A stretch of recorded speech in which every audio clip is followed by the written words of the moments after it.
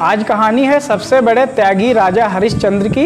तो आज हम इस वीडियो में आप लोगों को राजा हरिश्चंद्र की कथा सुनाएंगे, तो वीडियो को लास्ट तक ज़रूर देखें। एक बार स्वर्ग के राजा इंद्र के कहने पर ऋषि विश्वामित्र ने राजा हरिश्चंद्र की परीक्षा लेने के लिए धरती पर आए। और राजा हरिश्चंद्र उस वक्त जंगल में शिकार करने के लिए टहल रहे थे। तो वहीं पर राजा हरिश्चंद्र के पास ऋषि विश्वामित्र पहुंच गए और विश्वामित्र ने राजा हरिश्चंद्र से कहा कि मैं आपसे कुछ मांगने के लिए आया हूं। तो राजा हरिश्चंद्र ने कहा ठीक है, जो आपको चाहिए मेरे राज्य से वो ले सकते हैं।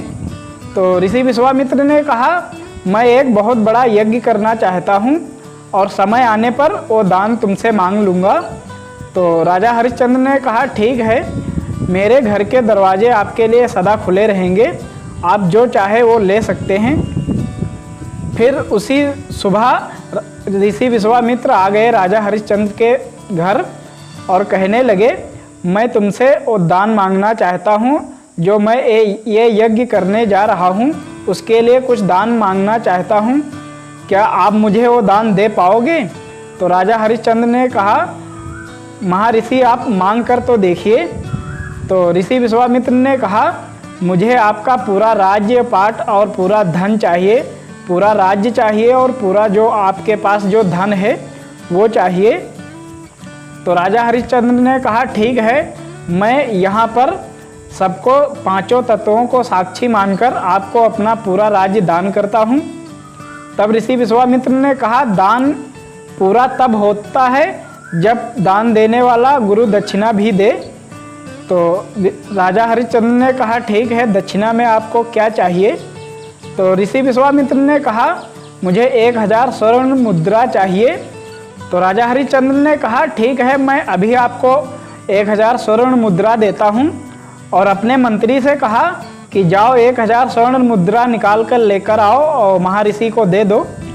तब महर्षि ने उन्हें रोक दिया और कहने लगे तुमने अभी शपथ ली है कि अपना राज्य और सारा धन मुझे दान में दे चुके हो और उसी दान का दिया हुआ दक्षिणा में नहीं दिया जा सकता। तब राजा हरिश्चंद्र ने कहा ठीक है, शाम तक मैं आपको स्वर्ण मुद्रा 1000 दूंगा। और राजा हरिश्चंद्र उस राज्य से निकल पड़े और पहुंचते हैं कहाँ? बनारस के घाट पर। और बनारस के घाट पर जब पहुँचे तो वहाँ पर बनारस के घाट का जो प्रहरी था उसको एक और पहरेदार की ज़रूरत थी, क्योंकि जब शमशान में दिन का पहरा वो करता था और रात में पहरेदार की ज़रूरत थी। तो राजा हरिश्चंद्र उसके पास गए और कहने लगे मुझे 1000 स्वर्ण मुद्रा चाहिए। तो उस पहरेदार ने कहा ठीक है, मैं 1000 स्वर्ण मुद्रा तुमको दे सकता हूँ, लेकिन तुम्हारी पत्नी और तुम्हारा बेटा मेरे घर के काम करेगा और तुम रात में घाट पर पहरेदारी करोगे। तो राजा हरिश्चंद्र ने कहा ठीक है, मुझे मंजूर है।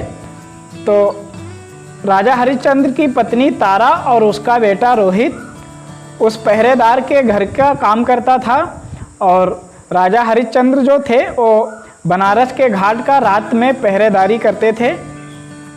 तो उसने 1000 मुद्रा जब दी तो राजा हरिश्चंद्र ने महर्षि को दे दिया और फिर अपना राजपाट छोड़कर बनारस के घाट पर पहुंच गए। और वहां पर रात में वो क्या करते हैं, पहरा देते हैं जहां पर लाशें जल रही थी। और फिर जब उनकी पत्नी और उनका बेटा रोहित जो था तो वो उस पहरेदार के घर पर जब काम करता था तो उस पहरेदार की जो औरत थी उसने कहा रोहित से कि जाओ बाग से फूल तोड़ कर ले आओ, मुझे पूजा करने जाना है। तो रोहित जब पूजा के लिए फूल तोड़ने गया तो वहीं पर एक सांप ने रोहित को डस लिया और फिर रोहित को लेकर राजा हरिश्चंद्र की पत्नी घाट पर पहुंची और कहने लगी कि मुझे अपने बेटे का अंतिम संस्कार करना है।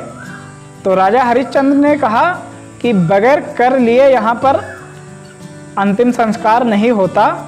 तो राजा हरिश्चंद्र की पत्नी तारा बोली कि मेरे पास देने के लिए कुछ नहीं है।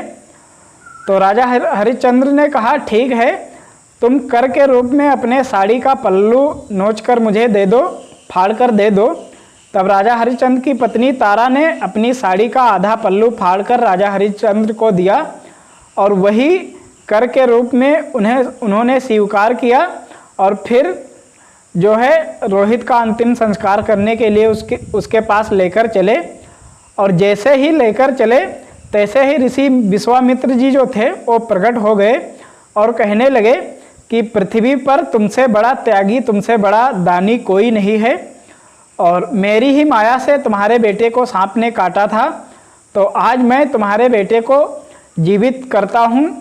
और देवताओं के कहने पर मैंने तुम्हारी परीक्षा ली थी, तुम्हारा बेटा जीवित हो जाएगा और तुम्हारा जो राज्य है और तुम्हारा जो धन है वो मैं तुम्हें वापस करता हूँ, और जाओ अपने राज्य में हंसी खुशी से अपनी पत्नी अपने बेटे के साथ जीवित रहो और खुश रहो। नमस्कार दोस्तों, स्वागत है हमारे एक और न्यू ब्लॉग में। अगर वीडियो अच्छा लगा हो तो एक लाइक करें, चैनल पर पहली बार आए हैं तो चैनल को सब्सक्राइब करें ताकि ऐसी ही कहानी हम आप तक सबसे पहले लाते रहेंगे। तो कमेंट में अपनी राय ज़रूर दें और मैं अगला वीडियो किस टॉपिक पर बनाऊं ये भी कमेंट में बताएं। चैनल को सब्सक्राइब अवश्य करें ताकि मैं जो कोई भी वीडियो डालूं सबसे पहले आप तक पहुंच सके। तो ये थी कहानी राजा हरिश्चंद्र की, और मिलते हैं किसी अगले वीडियो में।